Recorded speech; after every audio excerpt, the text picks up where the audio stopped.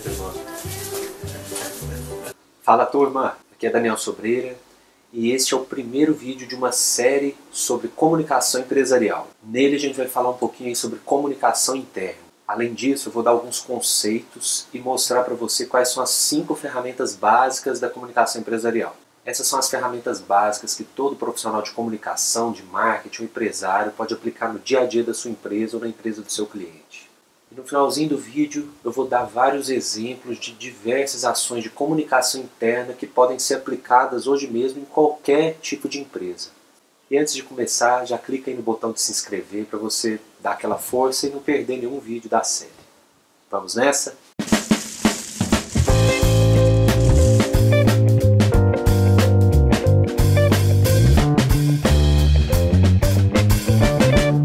Bom, para começar, vamos dar alguns conceitos básicos aí do que é a comunicação empresarial.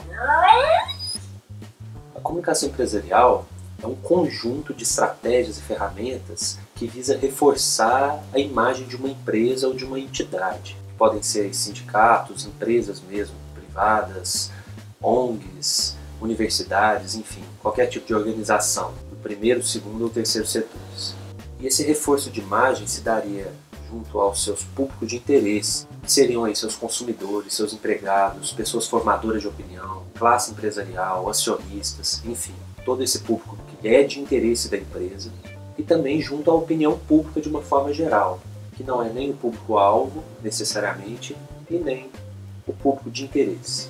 É importante ressaltar que mais do que um simples executor de tarefa, o profissional responsável pela comunicação empresarial, ele deve ter uma visão gerencial, ou seja, ele deve ser capaz de planejar estrategicamente as ações de comunicação da empresa. Então vamos às 5 ferramentas. Nós temos a comunicação interna, que nós vamos abordar nesse vídeo de hoje. Temos o endomarketing, relações públicas, propaganda, por fim, a comunicação integrada de marketing, que nada mais é do que uma junção estratégica e inteligente das ações anteriores. Então vamos agora falar de comunicação interna. A comunicação interna representa as atividades de comunicação relacionadas, lógico, ao público interno da empresa. É importante entender que comunicação interna e endomarketing são ferramentas diferentes, apesar de uma certa semelhança no nome. Endo significa interno, então marketing interno não é a mesma coisa que comunicação interna? Não, tem as suas semelhanças, mas nós vamos ver mais adiante, no próximo vídeo, quais são essas diferenças, que são relacionadas principalmente ao objetivo de cada ação. Com relação aos seus objetivos, a comunicação interna ela tem objetivos de mais longo prazo, relacionados à conscientização, informação e relacionamento, junto ao público interno, que são os colaboradores, sócios, parceiros, enfim, todas as pessoas que são envolvidas diretamente com a empresa. Uma boa comunicação interna ela deve ser horizontal, vertical, ascendente e descendente. O que isso quer dizer? Ela deve ser praticada em todos os sentidos da hierarquia e do fluxo de trabalho, ou seja, de baixo para cima, de cima para baixo, e com retorno sobre aquilo que foi comunicado, com a possibilidade de feedbacks. Isso significa que a todo momento os papéis de emissor e receptor das mensagens eles devem ser alternados. A comunicação interna não significa que a empresa deve falar a todo momento com o seu funcionário. Deve ser uma porta de entrada para que o funcionário também possa falar com a empresa. Nós temos aí 5 etapas de um planejamento da comunicação interna. A primeira etapa seria definir os responsáveis. Isso pode parecer um pouco óbvio, mas em algumas empresas, o RH, por exemplo, acaba se tornando responsável pela comunicação interna. Não que isso seja um erro, mas o ideal é que profissionais de comunicação, da área de comunicação, sejam responsáveis pela comunicação interna. A segunda etapa seria definir os objetivos e estratégias. Todo o planejamento que nós vamos fazer, é preciso que nós tenhamos objetivos e estratégias a serem cumpridos. Na terceira etapa, nós precisamos conhecer o nosso público. Também pode parecer um pouco óbvio por ser um público interno, mas cada público interno tem as suas peculiaridades. Cada público interno tem suas peculiaridades, então nós precisamos conhecer as características, as necessidades desse público. Na quarta etapa, nós precisamos disponibilizar os veículos mais adequados. Se esses veículos ainda não existem, é preciso implantar, seja um quadro, um mural de avisos, uma intranet. Mais adiante nós vamos falar um pouquinho dessas possibilidades. E a quinta e última etapa de um planejamento de comunicação interna seria a mensuração dos resultados. Essa, na verdade, ela deve ser a última etapa de qualquer planejamento de comunicação. Bom, já me adiantei um pouquinho, mas vamos falar aí sobre os canais mais utilizados para se fazer a comunicação interna. Nós temos aí os meios digitais, que seriam uma intranet, um e-mail, temos os vídeos, os jornais internos, as publicações, sejam impressas ou eletrônicas, temos o bom e velho telefone, temos as reuniões internas, temos os treinamentos. Temos também um canal muito importante que às vezes é desconsiderado em algumas empresas, mas é um dos mais importantes, que é a comunicação informal entre os colaboradores, às vezes aí chamada de rádio peão. Agora eu vou dar alguns exemplos de ações que podem ser desenvolvidas dentro da comunicação interna. E uma das mais importantes seria relacionada aos textos institucionais, que são missão, visão, valores, procedimentos internos.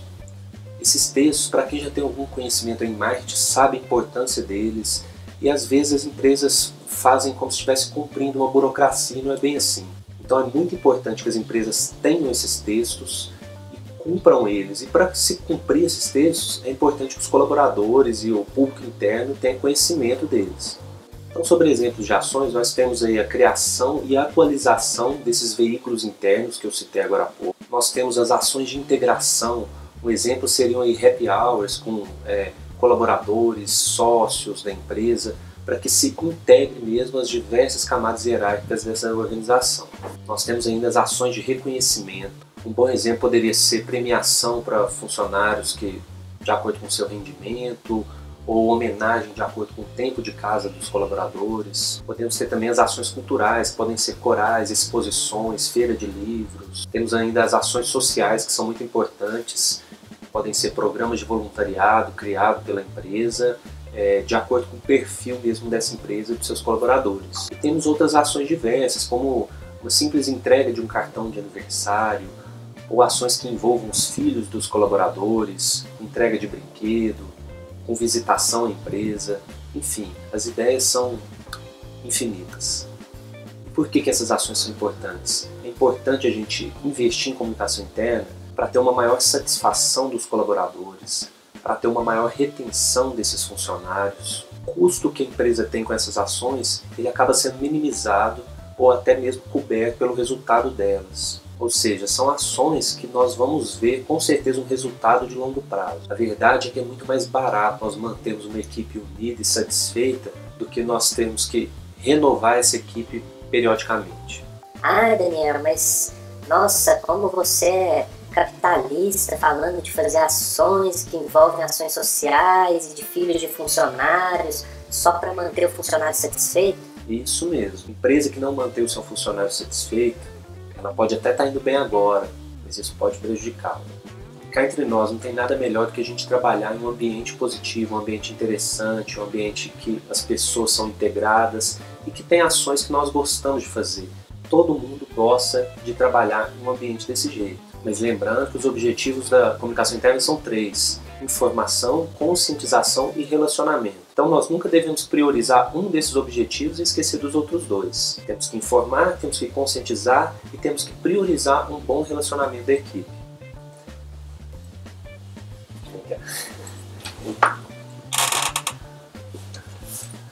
É isso aí, pessoal. Se você gostou do conteúdo, não se esqueça de deixar o like no vídeo. Você pode deixar também seu comentário aqui embaixo com sugestões de temas para os próximos vídeos. E fique de olho também aqui na descrição do vídeo, que eu sempre vou deixar links lá com materiais atualizados sobre esses temas que nós abordamos aqui. E semana que vem tem vídeo novo, então você já sabe, né? Se inscreva no canal. Muito obrigado pela sua audiência e até o próximo vídeo. Tchau, turma. Tchau, Marilise.